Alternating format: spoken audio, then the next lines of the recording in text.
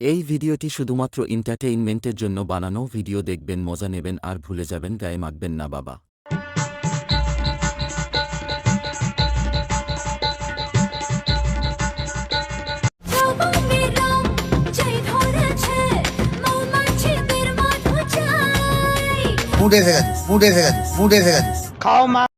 তো বন্ধুগণ, চলে এলাম আর একটা ইন্টারেস্টিং ভিডিও নিয়ে আমাদের কাঞ্চন দাদাকে নিয়ে, যে 3 নম্বর বিয়েতে পা দিয়েছে। তাকে শুভেচ্ছা জানানোর জন্য আমরা চলে এসেছি।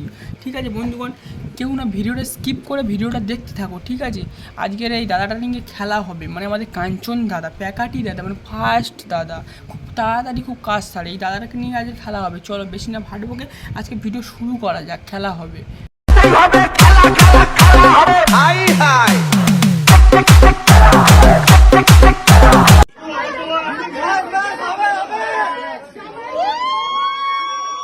মার্কেটে এত বিয়ে হলো, সবচেয়ে সবার চোখের নজর কেড়েছে আমাদের কাঞ্চন দাদা, যে 3 নম্বর বিয়েতে পা দিয়েছে। এই 3 নম্বর বিয়েটা করে কাঞ্চন দাদা অনেক কিছু আমাদেরকে হেল্প শিখিয়েছে, যে 2 নম্বর বিয়ে করার পরেও 3 নম্বর বিয়ে করা যায়। আমরা কাঞ্চন দার থেকে অনেক কিছু শিখবো, বুঝলে।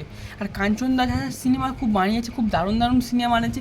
আর কাঞ্চন দা দেখতে এমনি খুব বডি বিল্ডার লোক, এমনি এটাও সামলে নেবে, কারণ দুটো মাল যেরকমভাবে সামলেছে, এই 3 নম্বরটাকেও সামলে নিতে পারবে। আর ভাই কাঞ্চনদাকে কংগ্রাচুলেশন জানাও। কাঞ্চনদা 3 নম্বর বিয়ে করলো, কিছু বলছো না কমেন্টে? সবাই আমার কমেন্টে এসে কংগ্রাচুলেশন জানাও।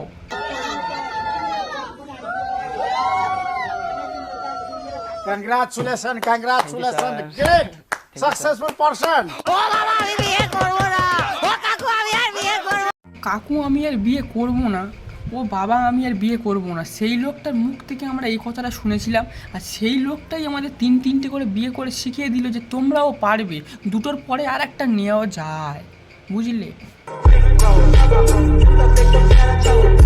লজ্জা লাগা দরকার না পাওয়া ভালোবাসাতে।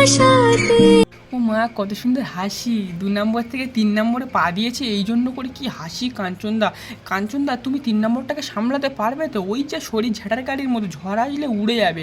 কাঞ্চনদা ঠিক করে ধরে রেখো, যখন দেখবে আমাদের আস্তে আস্তে উঠছে, তখন আর দেখবে নিতে পারবে না। প্রেমেরই আদরে দিন যায় রে। কত সুন্দর হাসি, কি সুন্দর গুলুমুলু। এই গুলুমুলু কাকে বলছি? এটা তো আমাদের কাঞ্চনদাকে মানায় না, এই বৌদিটাকে মানাবে, কারণ কাঞ্চনদার 3 নম্বর বউটা খুব সুন্দর গুলুমুলু আছে। কাঞ্চনদা তুমি সামলাতে পারবে না, এই মালটাকে অন্য ট্রান্সফার করে দাও, নাহলে এর যা দেখতে পাচ্ছি তুমি আর নিতে পারবে না। এর চাপ তুমি 60-এর উপর যখন উঠবে তুমি নিতে পারবে না, সহ্য করতে পারবে না। কাঞ্চনদা ভালো হয়ে যাও, নাহলে এই 3 নম্বর মালটাকে তুমি এমনভাবে পাট পটালে কীভাবে? আমাদের একটু শেখাবে কাঞ্চনদা, আমরা এত বছর বয়স হয়ে গেলে একটা মাল তুলতে পারছি না, আর তুমি 3 নম্বরটা কীভাবে তুললে? সব টাকার খেলা, বুঝলে কাঞ্চনদা। তোমার কাছে টাকা আছে বলে তুমি একটা কম বয়সী মেয়েকে বিয়ে করে নিলে, আর আমাদের কাছে টাকা নেই বলে আমরা ছেলেরা বুড়ি মালও পাচ্ছি না। এটা বড় কথা নয়। जोगी मैं और गंगा है इश्क रे। আমাদের কাঞ্চনদা বুড়ো বয়সে শ্রীময়ীর প্রেমে পড়ার কিছু কারণ আর কিছু টিপস আমরা দেখে নেব কাঞ্চনদার কাছ থেকে। কারণ কাঞ্চনদা কিছু একটা দেখেছিল, নাহলে এই এত মানে বয়সে কাঞ্চনদা শ্রীময়ীকে বিয়ে করলো কিভাবে? ঠিক আছে, আমরা একটু দেখবো।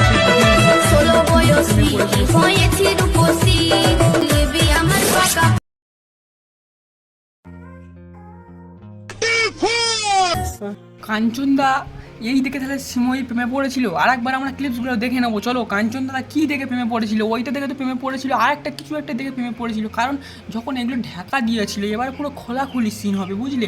আমি এবার খোলাখুলি সিন ছাড়া ভালো লাগে না আমার, আমি সবার সামনে খোলাখুলি সিনটা মানে খোলাখুলি দেখাতে বেশি ভালোবাসি, বুঝলে। আজ তোমার সকলের সামনে খোলাখুলিটা দেখাবো, পুরো তোয়ালি খুলে দেওয়া, কারণ ওটা পুরো তোয়ালি পড়েছিল। কাঞ্চনদা ওইটা দেখে প্রেমে পড়েছিল, আর এইটা দেখে দিয়ে দিয়েছিল।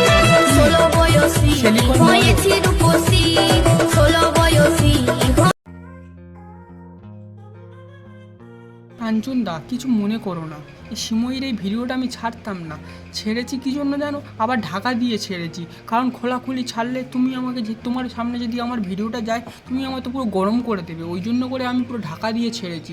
কারণ সিমই তোমার জান প্রাণ ধন, মানে টাকা পয়সা, ধনের কথা বলছি না, তুমি যেন ওইটা আর ভেবো না। এই সমস্ত অভিযোগ আমার প্রতি করা হচ্ছে।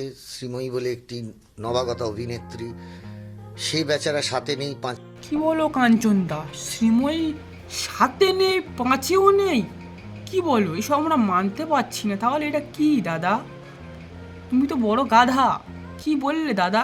সাথে নেই, পাঁচে নেই।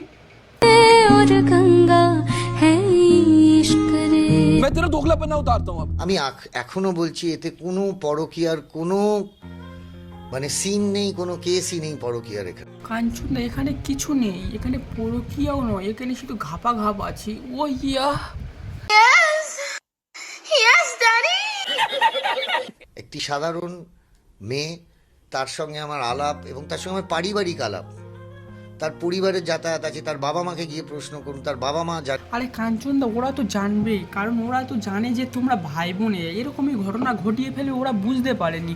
ভাই বোন থেকে তোমরা সোজাসুজি ঘাপাঘাপ হয়ে যাবে, ওরা বুঝতে পারেনি।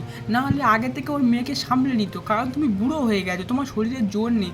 ওরা বুঝতে পারতো, ওদের একটা ইচ্ছা আছে নাতি নাতনির মুখ দেখার, কিন্তু তোমার কাছ থেকে সেটা তো আশা করতে আর পারে না, কারণ তোমার সে জোরটা আর নেই। কাঞ্চনদা তুমি বড় গাধা।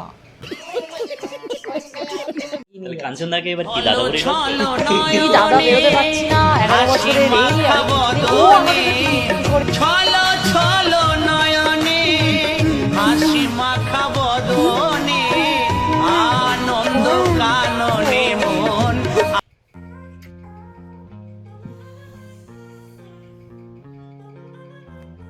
শ্রীময়ী বলছে যে এটা আমার 11 বছরের ভাই বোনের সম্পর্ক, তাহলে এটা কি হচ্ছে কাঞ্চনদা? এটা কি হচ্ছে কাঞ্চনদা? সরি, আমি কি কাউকে গালি দিয়েছি? আমারও বন্ধু থাকতে পারে,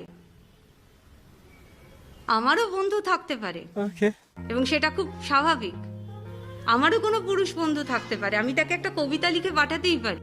দিদি তুমি যেমন কবিতা লিখতে পারো, একটা বন্ধুর কাছে পাঠাতে পারো, ওরকমই আমাদের কাঞ্চনদার একটা পরবর্তীকালে একটা বোন থাকতে পারে, তাকে ও সে বিয়ে করে নিতে পারে। কাঞ্চনদা জিনিয়াস লোক আছে, বুঝলে?